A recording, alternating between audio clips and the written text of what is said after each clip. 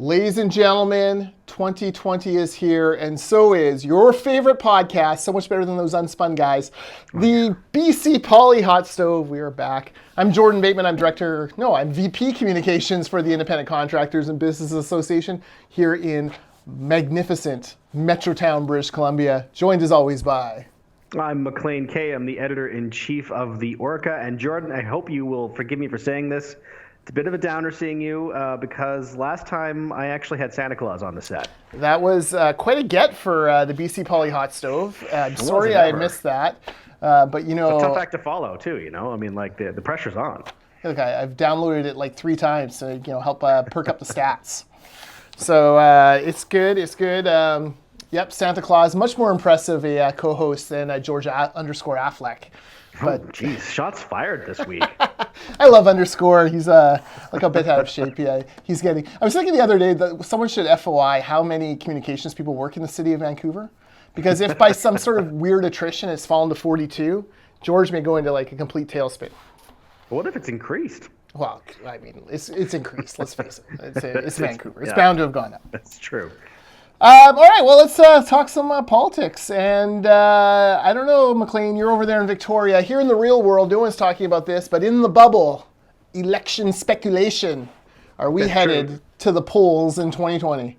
Well, you're right. No one is talking about this outside the bubble, and that's because I wrote a piece for the Orca. I guess it was yesterday now. I gave some of the reasons why some people think there might be an election this year, and to be fair, they're plausible reasons, but. On the balance, no. I don't think we're going to have an election this year. There are reasons why, but I think the most important is that the NDP don't want to. Yes. They like where they are. Why would you risk it? Well, have you heard this rumor, like talking to folks that some of the backroom boys want to do it, but Horgan himself is like, no, forget it. I have heard that rumor.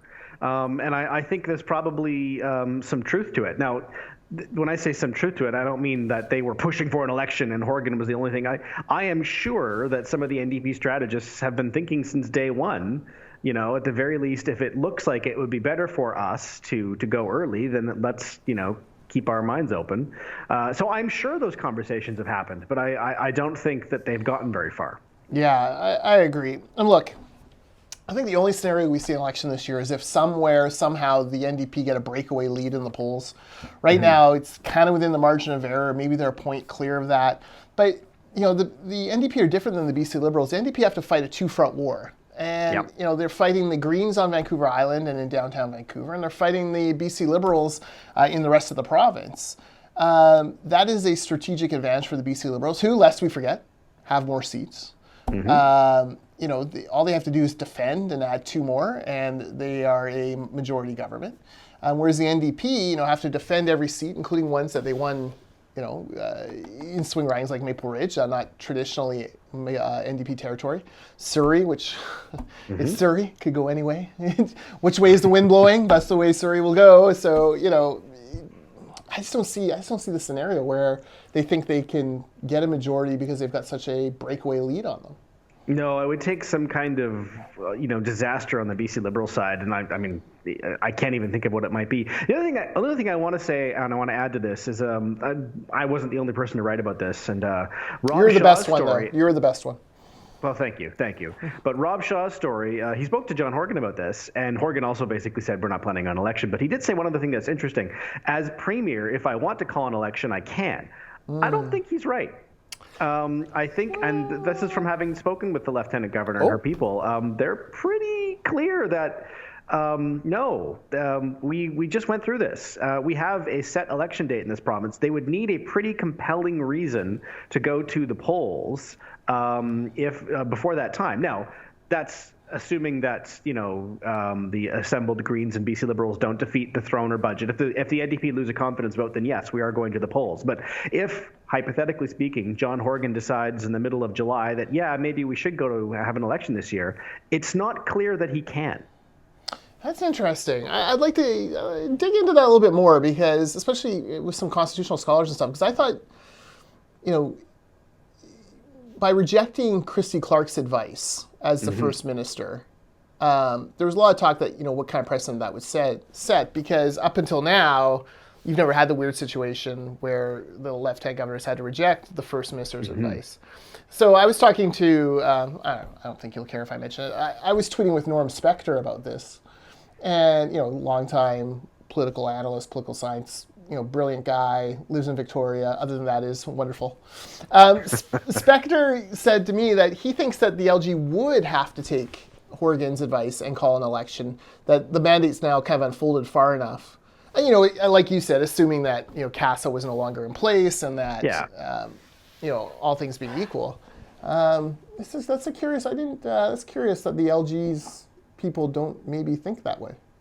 Well, I think these conversations are probably, it's all hypothetical. And right. I mean, there isn't really a precedent elsewhere. I mean, in Canada, BC, I think I'm right about this. I'm not sure because I haven't looked into it, but BC has a set election date, right. Which is mandated by law. And so usually elsewhere in Canada, if you're having, there's constitutional precedent, but there's no law that says the government has to go back to the polls every 4 or 5 years. It's just sort of the way things have already been done. A lot of our constitutional law is based on the way things have always been done. BC has a set election date. And so I think that would end. Sorry, I can't speak today. It would add some.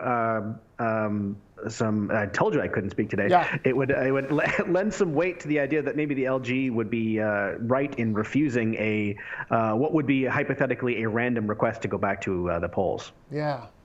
So the NDP, then the path would be to have to repeal that act, which isn't going to be great.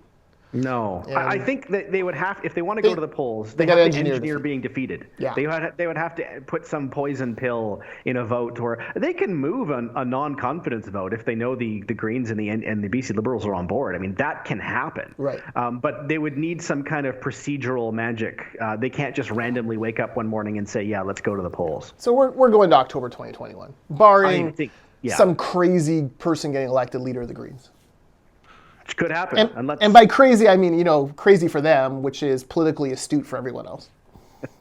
Or just somebody who, when you say crazy, you could mean crazy, but you could also just mean crazy in that they think that going to the polls right away is good for that party, which I don't think it is. Yeah. Newsflash, Greens, it's not. No, not right now. Look, I want to get rid of the NDP probably more than most folks in British Columbia, but the way to do that is not to go to the polls before the 2021. If you're the Green Party, that is not going to work out well for you. All right, well, that'll be interesting to watch. I guess the test will be the budget. I mean, and the throne speech. Those are the two confidence votes. I can't imagine anything. Like, the other problem is you have the Greens in a leadership race, and again, the media I think would see it as very cynical, and the public would see it as very cynical to try to jam an election, down a lame duck leader's throat. Yeah, I don't see it. And if the Green leader is somebody from outside the legislature, Greens don't whip votes. So if leader John Smith from Prince George decides that he thinks he wants to go to an election, there's nothing saying that still MLA Andrew Weaver, Adam Olsen, and Sonia Furstenau have to go along with it. That's a good point as well. Sorry, I'm getting a phone call here. Look at that. Well, next time you should answer it. Put him live on air. I don't know, Maclean. Yeah, you're the only person I ever talked to, so I don't know who would be calling me. So come on. Let's see if I pocket dialed. Did you? No, I don't think No interviews, please. No interviews. Okay, I want to talk about something that drove me crazy. And, 2020, as I was saying about coming the year, I'm like, I'm going to be a kinder, gentler Jordan. I'm not going to go all crazy on the podcast and rant and rave as I normally do. And then, by God, the UN committee, United Nations Committee to End Racism, or whatever wonderful title it has, comes out and, attacks a member state for a terrible record when it comes to racial equality.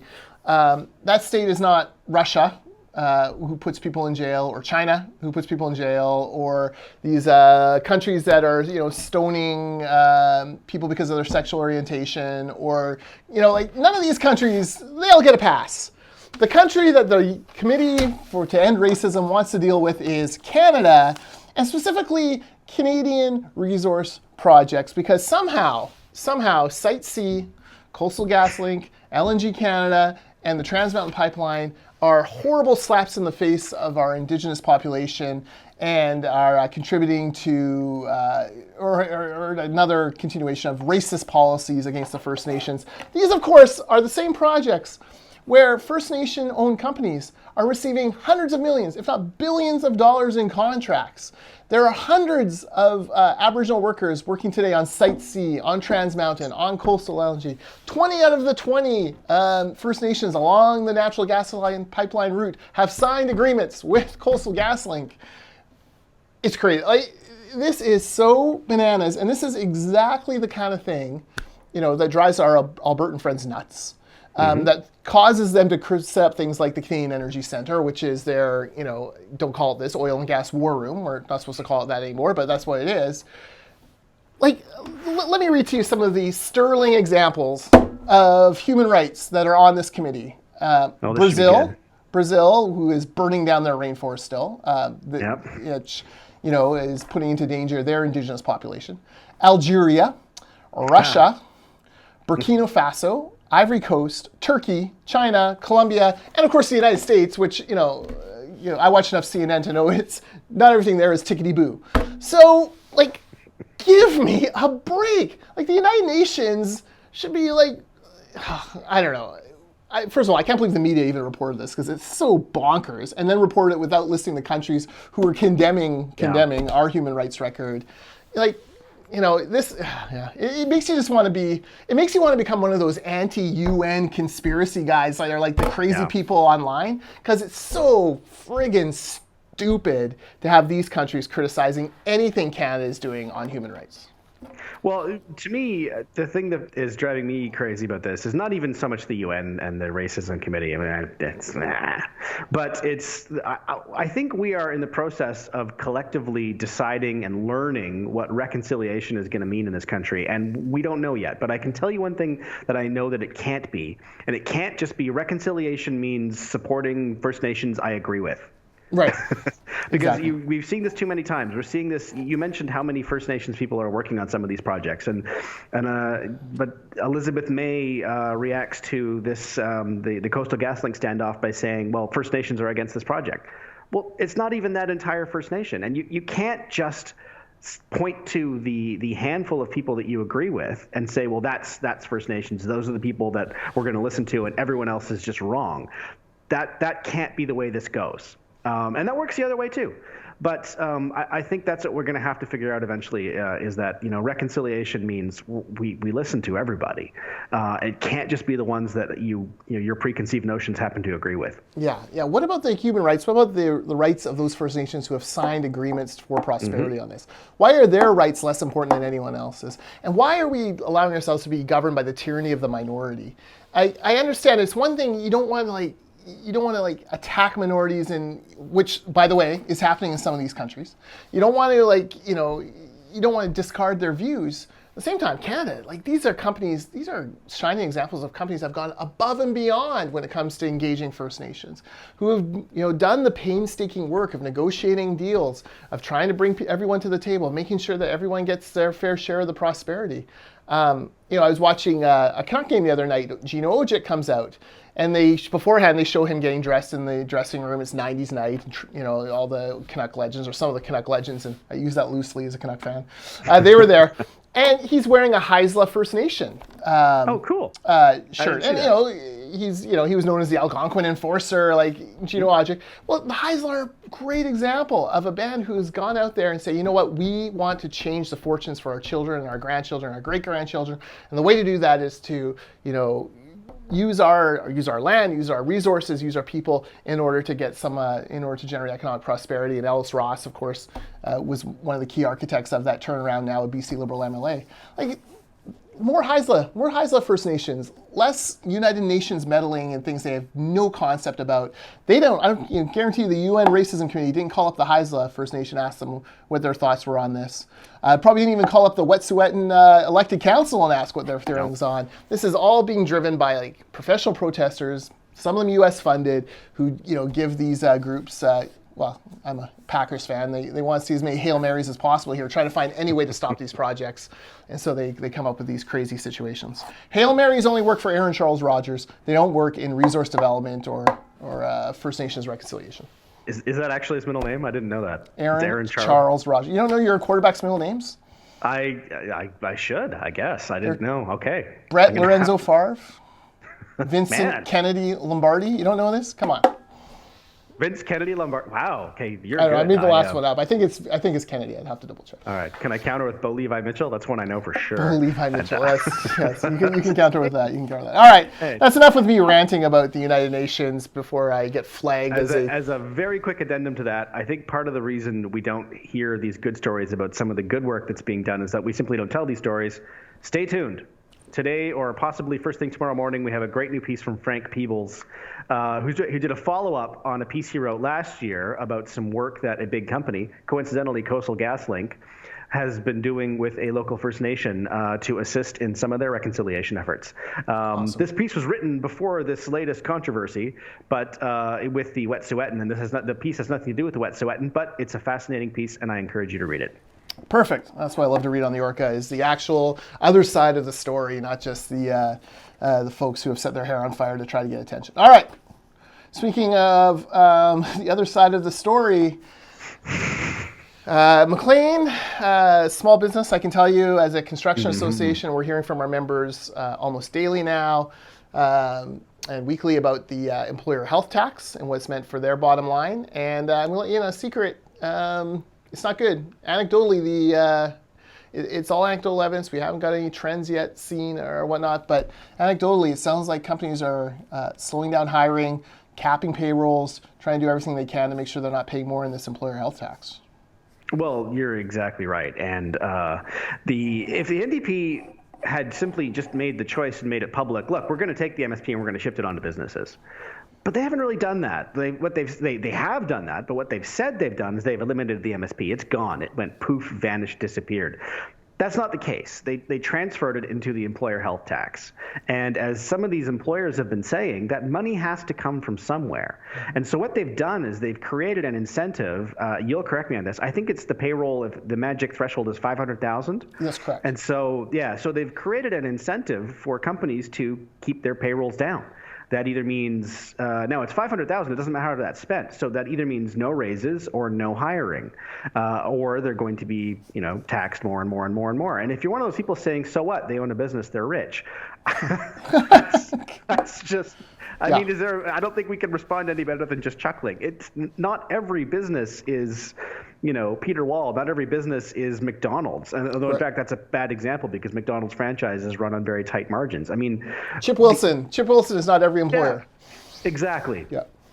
Yeah. So I think we are going to see some sort of awkward and sad stories this year of small businesses, especially in the Lower Mainland, where property taxes are also a really heavy burden. We're going to see some small businesses having to make some very tough choices. Yeah. Look, as you know, with the Taxpayers Federation, I fought MSP. I managed to get the Liberals to cut it in half. It took a lot of convincing of Clark and De Jong. I managed to extract the promise from all the parties that they would get rid of MSP, although the NDP never said that they would replace it with employer health tax. Did a lot of work on this. The irony to me is that during the days where we were trying to get rid of the MSP, the NDP were actually allies of the Taxpayers Federation, making many of the same points we made, that it was an unfair tax, it was regressive, it didn't take into account people's income levels, and why is the single mom making $30,000 a year paying the same as Henrik Sedin making $6 million a year? It doesn't make sense. And they had a point. And so what do? They bring in the exact same fair, regressive, unfair model and put it on business. And they say, look, it doesn't matter what your profit level is, we're going to do it by payroll. Well, it's one thing to say, okay, we're going to tax a profitable company a little bit more, and make it work like that. But small business is so varied, so wide. There's so many different iterations. Some people have low labor costs, high margin businesses. Some have low labor costs, low margin. Some have high margin, high labor cost. There just is no reflection as to a company's ability to pay. And you're going to see more and more of these companies shutter or lay off folks or try to scrape by without them. We've heard from construction companies who have had to reduce the profit sharing pool that they have with their employees, who maybe had to forego raises. If you follow on Twitter, you'll see different examples of companies who are like, just not going to hire that extra body because I can't afford to go over the threshold. This is problematic, and for an economy that has already seen 5 straight months of job losses. Look, BC's still in good shape compared to the rest of Canada. Our unemployment rate's about 5%, but it used to be 4.2. We're sliding the wrong direction under the NDP. This is going to continue. I just don't see how it doesn't do anything except continue that slide.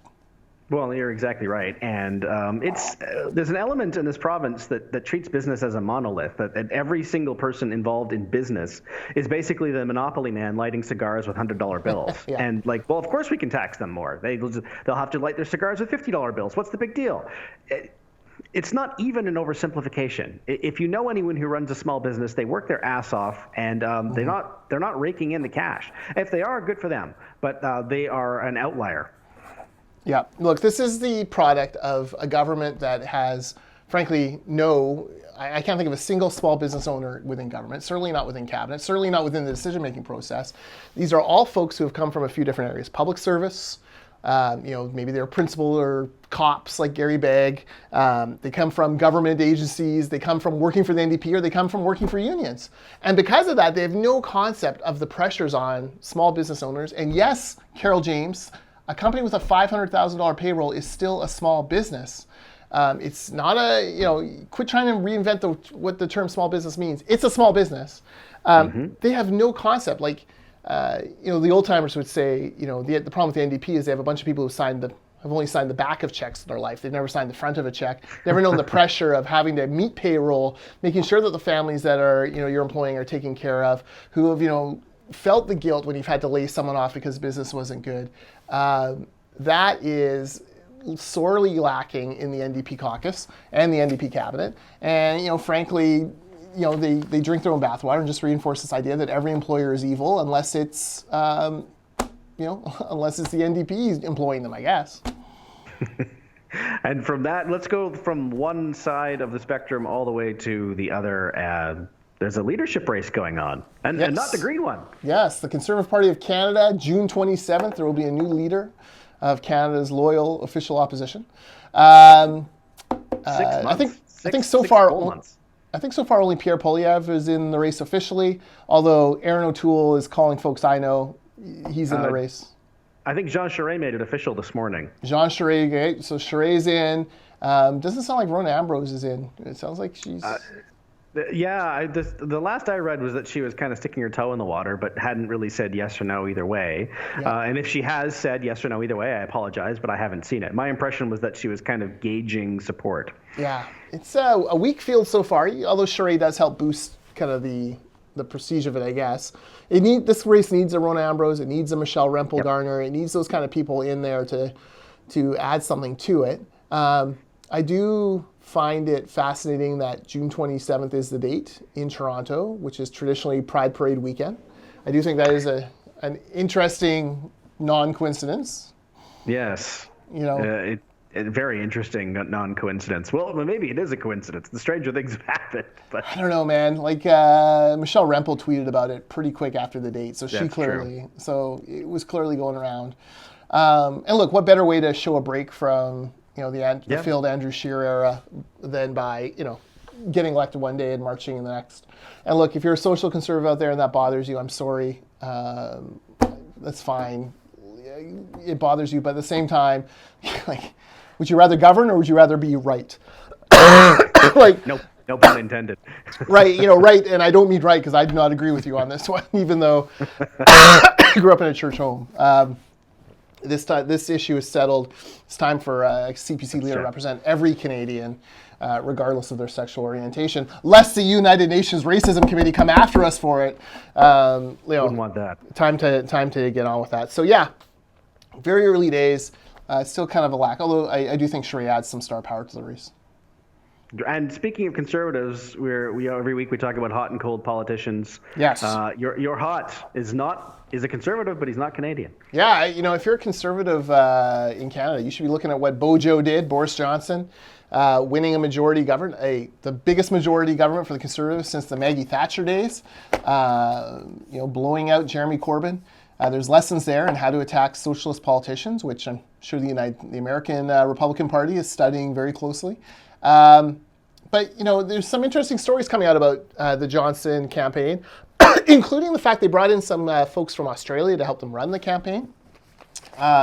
Very interesting. My suspicion is the CPC, once they get through this leadership race, will be doing the same, talking to some of these other countries in the world that have conservative governments, figuring out how they were branded, how they were positioned, and what lessons they can learn from that. How much do you think that win, and it was a dramatic and what did he call it, a great stonking majority or mandate he called it, which was a great phrase. How much do you think of that was a reflection on the campaign that he ran, and how much of it was a reflection of just the fact that so many people looked at Jeremy Corbyn and said, no way? Yeah, it's a good question. I think it's probably half and half at least. I think it's a third Brexit. I think it's a third of people going, look, I'm sick of talking about Brexit, just Brexit already. Yeah. I think it's a third of the Jeremy Corbyn is nuts, and he was possibly anti-Semitic. And yeah, he encouraged anti-Semitic views. Like, this is like not the kind of person you want running a major prestige democracy like the United Kingdom. And it's probably a third the campaign they ran. Yeah. But look, they won major labor strongholds. They broke through in places they hadn't broken through in a generation. That is got to be scary for the Labour Party. I have no idea who they have on the bench to come next, but there are a lot of lessons I think that a lot of political scientists will spend time trying to extract over the next few months. And I believe January 31st they're out of the European Union, and then negotiations will begin on a deal between Britain and the EU going forward. So he did it. A little over 3 weeks away. And it's funny. You're right in that we always there's always a temptation to look at an election and say, well, it's because of this. Mm-hmm. And sometimes that's true. 1988, NAFTA, all that kind of thing. But there's always. You can't look at 2013 in BC and say, it was all Christy Clark and it had nothing to do with what Adrian Dix did in the campaign. I don't think that's true. And vice versa in 2017. Every election has a unique set of circumstances. And I think you're right. You absolutely take the lessons of what the UK Conservatives did well, but you can't forget that, the Labour Party had the most disastrous leader, I think, possibly in that party's long history. Look, in every election, take it as someone who ran in a couple and was lucky enough to win. Every voter has a different reason for voting. That's right. And there was a little lady who would call me before every election, even after I was off council, and Jordan, which of these people go to church? And that was what she based it on. And there were people who voted based on what your view on abortion was, although I'm not sure what being a Langley Township councillor was really going to do in that situation. But, there were people who vote because of a specific development in their neighborhood, because, I got a bunch of votes because I wrote people after a really bad snow removal year and said, look, what is you complained to the township, what is the issue? How can I help you resolve this, right? Everyone has a different reason for voting. And that's right. That's why you have the famous Tip O'Neill saying, all politics is local, because it's not just local, it's not even hyper-local, it is individual now, and going, almost person by person and try to figure out what that motivating factor is. You're exactly right. And if you're one of those people who's saying Donald Trump won because everyone who voted for him is a racist, you're making that mistake. Yeah. That is just not how that works. Yeah, it is exactly right. All right, well, speaking of all politics is local. The hot people in BC politics this week are those, and we know who they are, but the people who register Surrey municipal parties. We have another one. Yep. Surrey Connect. There are 2 members of it so far. They need another 2, and they can be the Connect 4. You knew that was coming. Well done, sir. That was an excellent dad joke. Thank you. It's the first dad joke of the year. Well done. Thank you. I appreciate it. Look, it's the bigger story here is really these were people who were part of Doug McCallum's Surrey First party/coalition. They are no longer. This is really sort of the ongoing Doug McCallum and Surrey saga that's playing out. This is the latest chapter. But man, Surrey, never boring. No, and it's Brenda Locke and Jack Hundle. They are longtime political allies. Locke helped recruit Hundle into the slate to work on McCallum's slate and run the last election.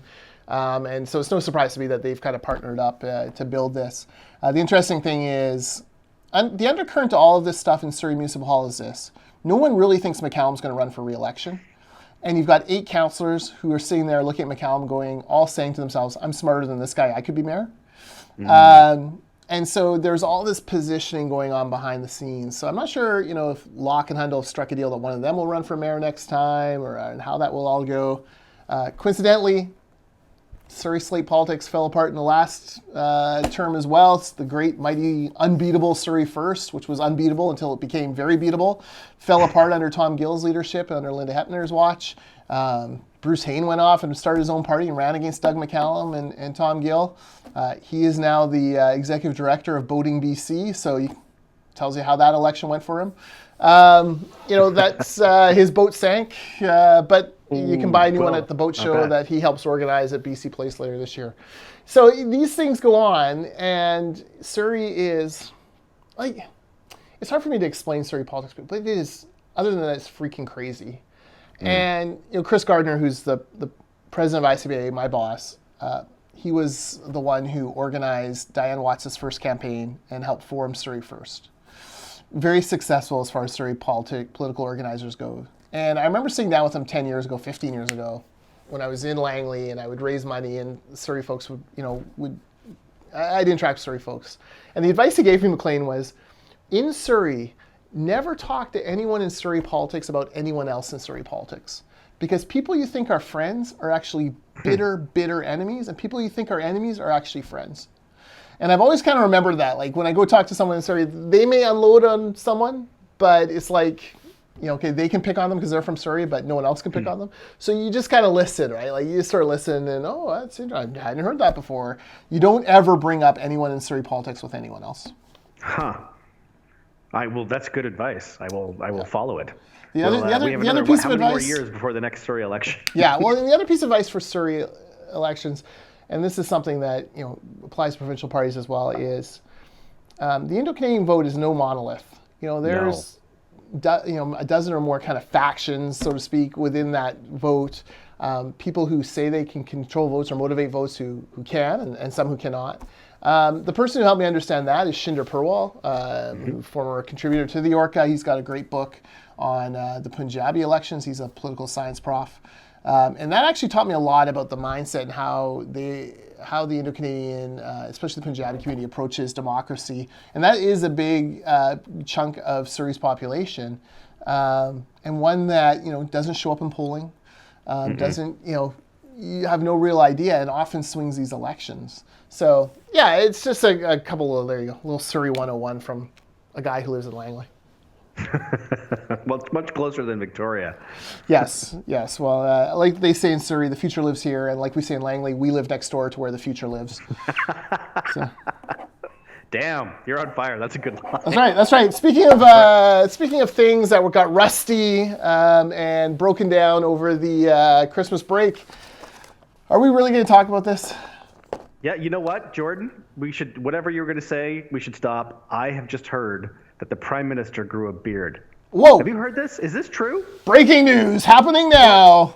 What does this say about democracy, about Canada, about our role in the future, about the way that he is going to treat his job?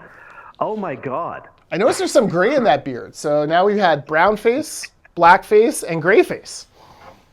It's unbelievable. It's I cannot imagine being less interested in a political subject than whether or not the Prime Minister decided to shave over his winter break. Why is this a thing? Unspun podcast. Help me understand why this is a thing, because I need that unspun for me. It was an Instagram post by his pro photographer. By the way, imagine being paid to follow around the Prime Minister and take pictures. That's whatever. Anyways, on his vacation. On his vacation, and there he was, an Instagram post. I think it was a black and white filter. Looking very studious, beard in place. It was a good picture, I won't lie. The thing that is amusing about all this is all of the same people who were saying, silly things that, the beard is meaningful. It's an example of how his new, more serious business, like all the things that said like the beard is a good thing, would have done exactly the opposite if it was Stephen Harper that came back from a 3-week vacation with a beard. Oh, it's getting, the stress of office is getting to him. He couldn't even be bothered to shave anymore. Has he no respect for Canadian voters? It's all very silly. Here's my beard theory. It's actually not Justin Trudeau. He's come through from the evil parallel universe in Star Trek. And it's bearded Trudeau is actually evil Trudeau, and we're going to watch for this because this is going to be fun. There will be signs that occur. Look, I want to hear Trudeau talk about Iran. I want to hear Trudeau talk about #WorldWar3, which is another idiotic, stupid hashtag that had percolated over the Christmas break. I do not care about his beard. And if you are a reporter who asks Justin Trudeau about his friggin' beard at a news conference, we will revile you for the next year. And every time we talk about dumb reporters, we will bring up your name, because that is a stupid waste of time to ask a prime minister, especially one who gives hardly any interviews these days or any press conferences. Do not be the reporter that asks about the friggin' beard. And even worse, don't turn it into a thing. Don't turn the beard into, this is an example of his new mindset or something stupid. Like, don't. It's just a beard. He should just stop shaving. Trust me. It's great. Yeah, trust us. We know. We know. It's just a thing. All right, so that's cold. Justin Trudeau's razor is cold. Is it as cold as your cold item? The Green Party of BC are having a leadership race. So is the Green Party of Canada. But do we have any candidates? Did Sonia Furstenau announce? I don't think it's official. I think she's still. I think it's all but official, but I don't think she's announced. And Jonina Campbell has Jonina Campbell officially announced? I don't think so. No. So I think we'll probably hear some names very, very, very soon. Okay. I believe Andrew Weaver when he said at the end of December that there were 3 or 4 very serious, and by serious he meant people who were going to do it, names. Thank you for clarifying. That's not true, but